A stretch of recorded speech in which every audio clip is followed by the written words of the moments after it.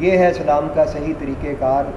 جو اسلام کی فطرت اور روح کا تعمیر پایا تکمیل۔ آسان زبان میں یہ بھی خیر ویسے تو وہ آسان زبان ہی ہے، لیکن بس مولانا آپ چھوڑ دیں پھر میں کر لوں۔ دیکھیے یعنی جس طرح کہ قرآن مجید کی تعلیمات کو اور نبی کریم صلی اللہ علیہ وسلم کی اسوہ حسنہ کو کس طرح انہوں نے سمجھا ہے، اگر یہی سمجھ سب لوگوں میں آ جائے تو کوئی مشکل ہی باقی نہیں رہتی۔ یعنی اسلام جو ہے وہ صرف یہ نہیں ہے کہ پہلے وہ ایک منطقی طور پر جو ہے وہ یہ ذہن میں بٹھایا کہ اللہ ایک ہے اور یہ منطقی بحثیں جو ہیں اور فلسفیانہ بحثیں جو ہیں اسی میں وہ کئی سال لگا دی، یہ نہیں ہے، بلکہ وہ ایک طرف جو ہے وہ عقیدے کو انسانی فطرت کے مطابق عقیدہ ہے جو اس کو ذہن میں بٹھاتا ہے، اور وہ انفس و آفاق کے اندر جو نشانیاں ہیں یہ ہمارے زمین میں، آسمان میں، چاند میں، سورج میں، انسان کی اپنی ذات کے اندر جو نشانی ہے ان کی طرف توجہ دلا کے وہ کہتا ہے کہ اس کے بعد پھر کیا ہے، سوائے اس کے کہ تم خدا کو مانو اور اس کو اپنے آپ کو بندہ تسلیم کرو۔ بنیادی سوال یہ ہیں کہ خدا کون ہے، یہ کائنات کیا ہے، اور ہم انسان جو ہیں ہمارا تعلق اس کائنات سے کیا ہے اور اس خدا سے کیا ہے جس کو ہم تسلیم کرتے ہیں۔ لیکن وہ میں نظری تعلیمات نہیں دیتا کہ بس ٹھیک ہے کہ پڑھایا کہ اللہ ایک ہے اور یہ ساری چیزیں منطقی بحث میں وہ نہیں بولتا، وہ ساتھ ہی اس کی عقائد کے مطابق کردار کی تعمیر کرتا ہے، وہ سیرتوں کو ڈالتا ہے۔ جہاں تک یہ ہے نا کہ پہلے بنیادی عقائد تو یہ ہے نا کہ توحید، رسالت اور آخرت۔ آپ یہ دیکھیے کہ مکی صورتوں کا بڑا حصہ جو ہے وہ توحید اور آخرت کی اس پر مبنی ہے سب۔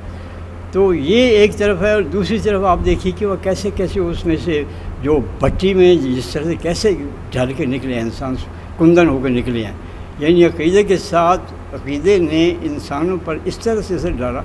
کہ ان میں ابو بکر صدیق کوئی نکلے، بلال حبشی نکلے، عمار بن یاسر نکلے، کہ جن کوئی دنیا کی ساری چیزیں وہ چھوڑ سکتے تھے لیکن اسلام کو نہیں چھوڑ سکتے تھے، اس عقیدے کو نہیں چھوڑ سکتے تھے۔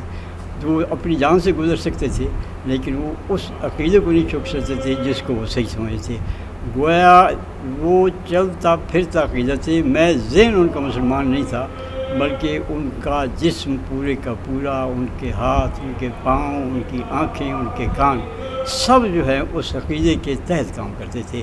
تو گویا تقاضا یہ ہے کہ جہاں ہم عقائد جو ہیں وہ اپنے ذہن میں رکھیں کہ اللہ ایک ہے، نبی کریم صلی اللہ علیہ وسلم اس کا آپ کے آخری نبی ہے، ان کا اسوہ حسنہ جو ہے وہ ہمارے لیے نمونہ ہے، اور آخرت جو ہے اس میں سب کی جواب دہی ہے۔ جہاں ذہنی طور پر ہمیں اس بات کو پوری طرح ہمارا دل اس پہ ہونا چاہیے ایمان، وہاں اس کے مطابق عمل بھی ہو ساتھ ہی ساتھ۔ یہ نہیں کہ یہ کوئی وہ دوسرا پیریڈ ہے، پہلے پیریڈ میں عقائد کی تعلیم ہوگی اور دوسری پیریڈ میں جو ہے وہ سیرت کی تشکیل ہوگی، نہیں، جہاں عقائد ہیں اسی کے ساتھ اسی کے مطابق سیرت کی تشکیل ہوئی۔ اسی وجہ سے 13 سال کے بعد جب نبی کریم صلی اللہ علیہ وسلم ہجرت کر کے مدینہ منورہ میں گئے تو وہاں کوئی مشکل پیش نہیں ہے، وہ بالکل بنے ہوئے انسان جو تھے، ڈھلے ہوئے انسان جو تھے وہ اسلام کے سانچے میں وہ تھے، ان کا مقابلہ کون کر سکتا تھا، اور کسی نے مقابلہ نہیں کیا۔ پھر سارا عرب ایک طرف ہی ہو گیا تھا، چڑھ کے آیا تھا خندق کے معاملے میں، لیکن کیا ہوا، سب خائب و خاسر واپس گئے۔ جی اللہ اکبر۔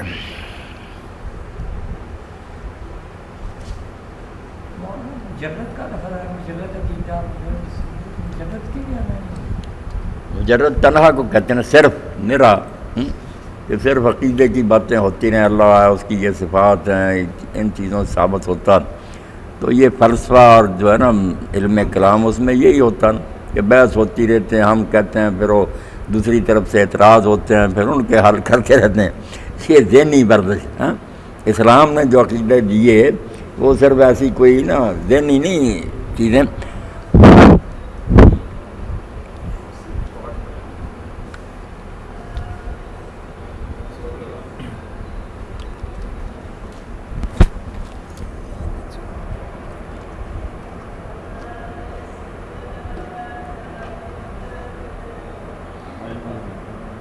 جی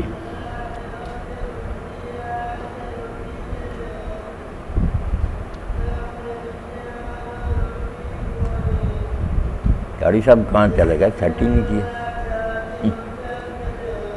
اللہ اکبر۔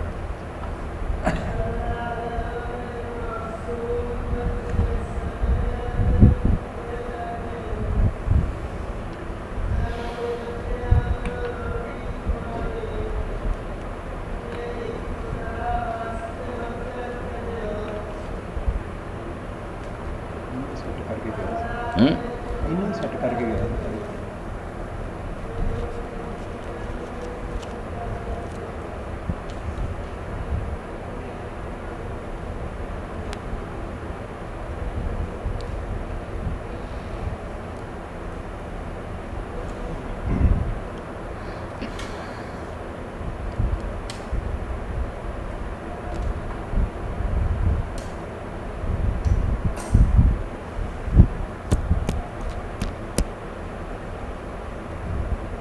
اللہ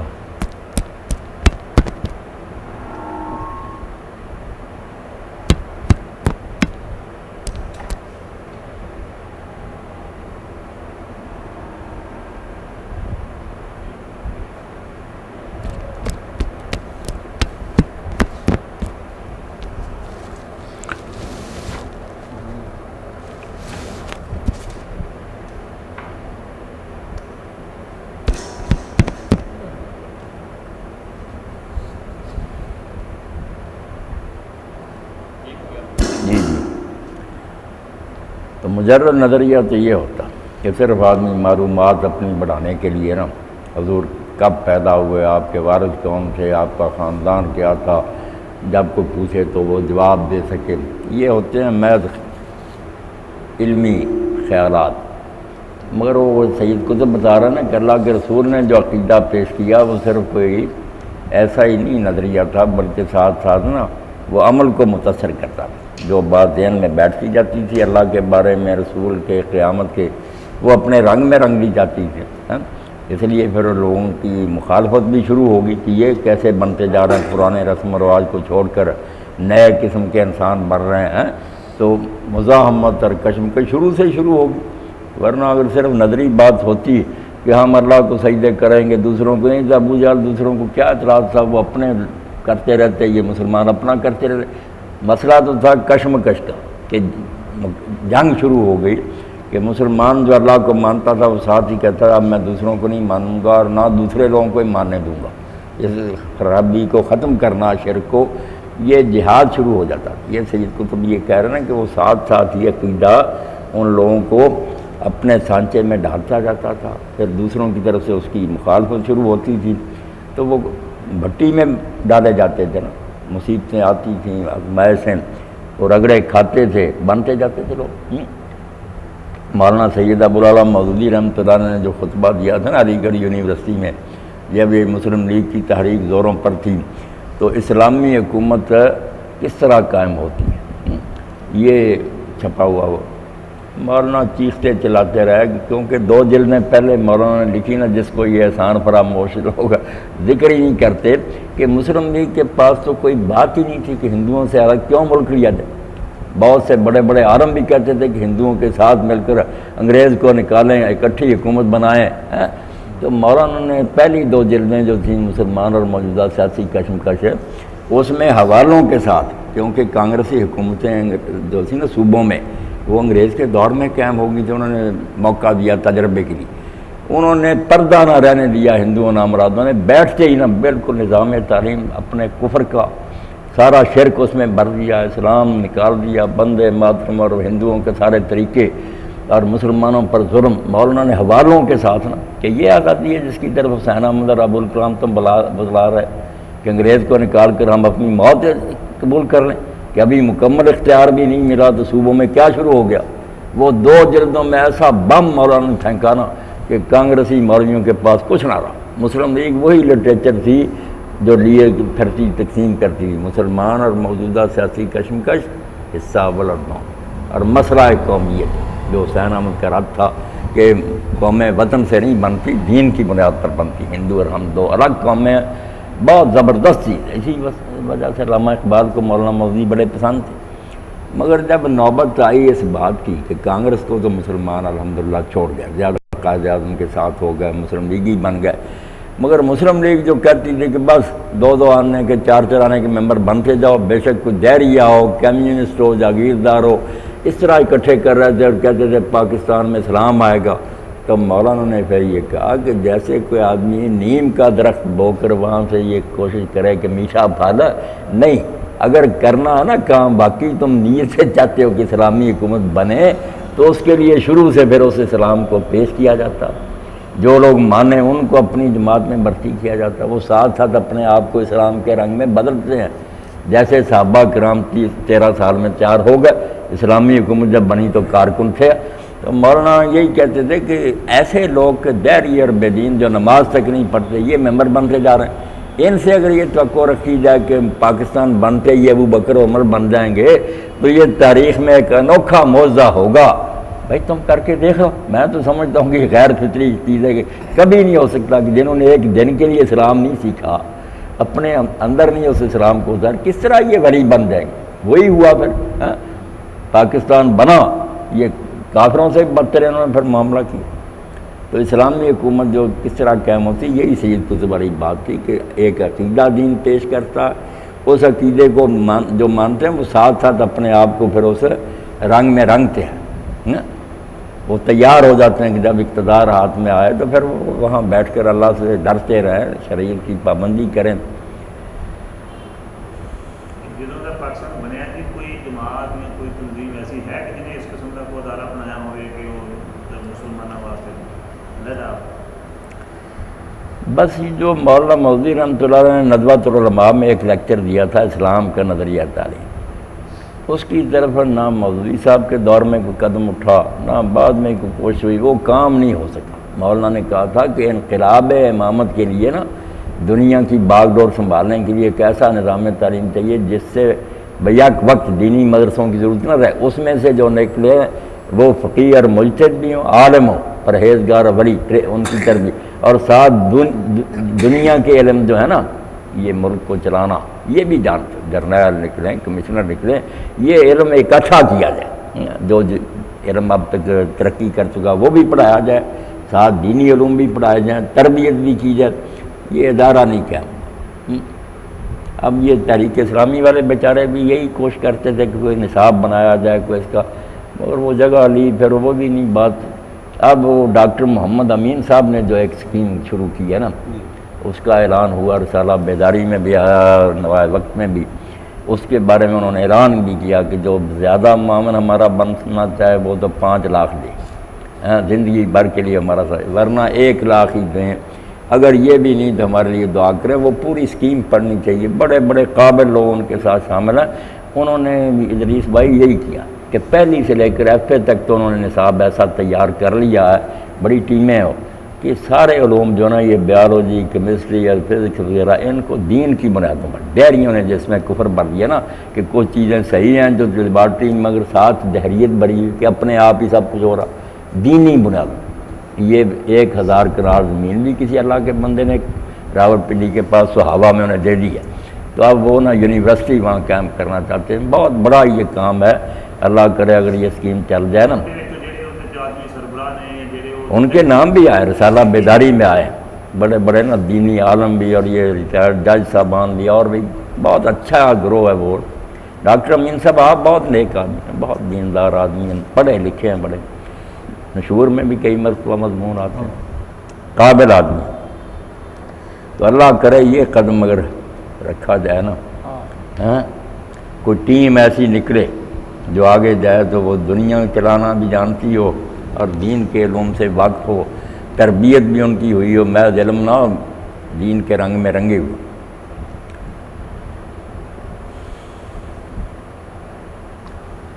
وہ خادم صاحب نے وہ لے لیا تھا مضمون، فوٹو اسٹیٹ کرایا، اب اس کے ساتھ پتہ نہیں تھا، وہ پتہ رسالہ بیداری سے پتہ لگا، وہ آیا نا سندھ سے تو اس میں تھا، تو پتہ بھی آپ لیں، ان کے ساتھ رابطہ کرنا چاہیے، ان سے تعاون بھی کرنا چاہیے، بہت اچھا کام ہے۔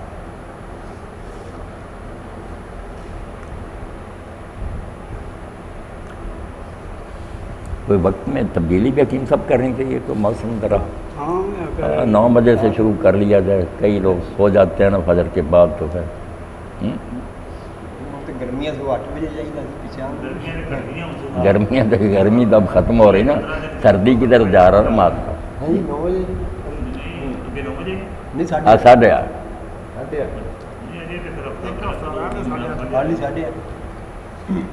اللہ اکبر،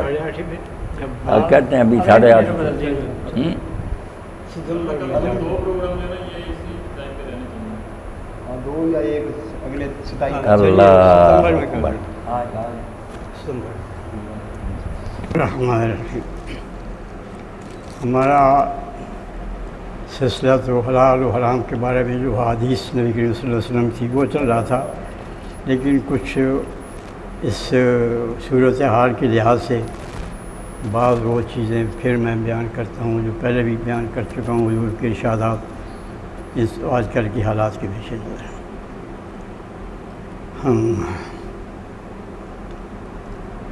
عن نبی موسیٰ رضی اللہ تعالی عنہ قال قال رسول اللہ صلی اللہ علیہ وسلم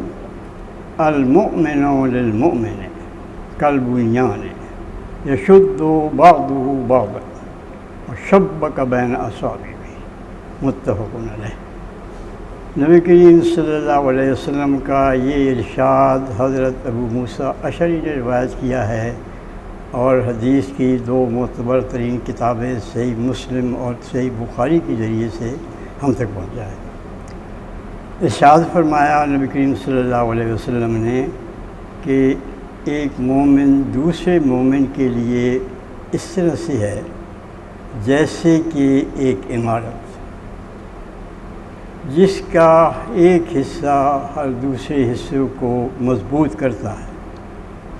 اور پھر آپ نے اس طرح سے اپنی انگلی کو کیا کہ جیسے یہ ایک دوسرے میں مل جاتی ہے تو پھر یہ ایک ہو جاتی ہے۔ تو اسی طرح عمارت جو ہے نبی کریم صلی اللہ علیہ وسلم کا سخن عرب تھے، اتنی عمدہ مثال ہے کہ شاید اس سے زیادہ عمدہ مثال نہیں ہو سکتی۔